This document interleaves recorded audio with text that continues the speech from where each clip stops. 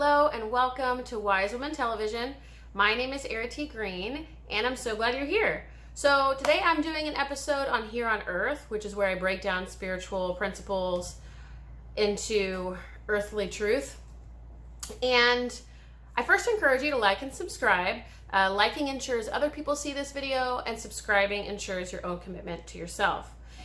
I wanted to do this video, and I'm going to keep it brief today, talking about ego and whether we are to eliminate ego, or is ego bad, is ego wrong. And for a long time, I don't see it as often anymore, but for a long time we saw a movement around transcending or ascending the ego or getting rid of it or whatever. And I have come to understand the ego as the sum total of our experiences. So for me, the ego is our identity, which is the sum total of our experiences. We could also say it's the sum total of our conditioning. So everything we've learned from the time we were born all the way up until now, especially in those early years where we're laying the foundation for our patterns of responding and patterns of responding internally even, that is all conditioning. And if you want to learn more about conditioning, I have a whole chapter on the ego and conditioning in my book, Your Soul Figure Year, and you can always find that in the commentary below. I won't go into as much detail here, but I do want to talk about whether the ego is bad. Of course it isn't bad, right? From a truly spiritual perspective, nothing is wrong or bad. Everything serves. Everything can be purposeful. We can use anything to support a shift or a transformation or a change in perspective. We can literally transmute anything. We have the ability to alchemize anything, to create gold out of something that was not gold. So first of all, nothing is ever bad or wrong, especially from a spiritual perspective. When we came here to experience duality, to experience the physical plane, to experience limitation and form, and to learn our own limitlessness through the experiences of limitation. So everything that we experience could never be truly wrong or bad. That's the very first point. The second one is talking about the ego, and if it is the sum total of our experiences, how could it ever be wrong or bad? The ego, who I am, who you are, our own identities as humans, is the whole reason we came here. So we might very well be spiritual beings, and that's my personal belief system.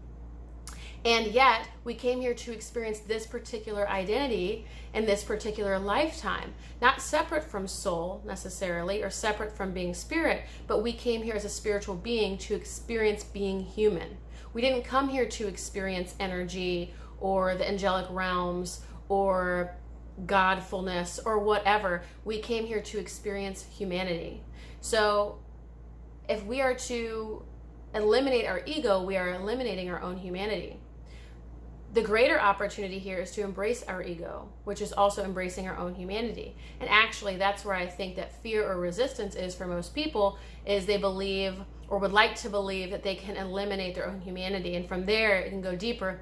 If you can eliminate your own humanity, you can eliminate a number of other things underneath that, such as, oh, well, then that frees me from all the things I've done wrong in my life, or for all the healing that I might need to do, or whatever, right? It's easier to believe that than it is to choose to let the ego empower us. Because at the end of the day, everything we learned through our experiences, our ego, it is serving us today. I am incredibly grateful for everything my ego supports me with. First of all, I love being me. I love being who I am, Errity, this identity. And sometimes I'm like, I'm so grateful for this identity, I don't know if I want to do another one. And not to say that my life has been all frills, lace, and roses, but I've come to love this particular identity and this particular perspective and viewpoint. And to take away ego would be to take away all of that. And I love things about myself, such as my strength. And my strength and resilience came through adversity and difficulty and challenge and struggle. So I could see why some people would want to rid themselves of ego and then potentially rid themselves of having to remember or attend to or have to face, those challenges and adversities that they had to walk through or move through to develop that strength. Your ego is actually useful, and it is 100% relevant to why you are here on earth. It is 100% relevant to your purpose. If you believe in a purpose or a purpose path for your life, it's 100% relevant to everything that you came here for as a spiritual being. We are not meant to get rid of the ego. We are meant to embrace it and allow it to inform our path, to guide our path, to be a part of the path, to partner with our soul, our spirit, our awareness on the path. The ego is an asset. It is a commodity. It is something that supports us. And again, you can find things within your own experience that you love about your ego that you wouldn't want to get rid of.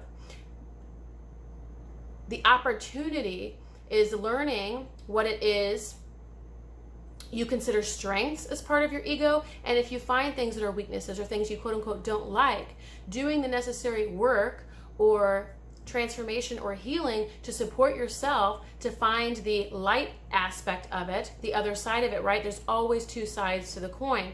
Truth is always paradoxical. So anything that is light also has a shadow. So if there's something that you don't like, remember that the flip side, there is a positive expression of that trait, and being able to use that particular expression and or find a balance within yourself so you're able to express more of that quote unquote positive trait if that's what you desire. That is what's going to support you to shift your relationship with, or the way you view your ego, so you can fully embrace who you are and what you came here for. You came here as a spiritual being to experience this identity, to walk through this identity. It is the very crux and the most important variable in this life, in your purpose path, and in the work you are going to do in the world. Instead of getting rid of ego, our opportunity once we are awakened is to embody our ego fully, embrace it fully, and just let awareness sit behind it. So we might be ego like this, our personality, and we have awareness, and it's just here. So our soul is always here, or higher self, or spirit, or whatever you want to say, and we have our ego, the sum total of our experiences, and they partner together, and awareness just is carried along the journey through all experiences, such that the ego is informed by, guided or led, or can even become a vessel for spirit. But even that isn't necessary on the physical plane when we came here to experience everything that the human experience has to offer. So as opposed to throwing the ego out, we invite awareness in, we keep the ego on board, and we let awareness be a part of the journey, and also ego be a part of the journey. So with that, I conclude today's Here on Earth, and I look forward to seeing you next time. Take care.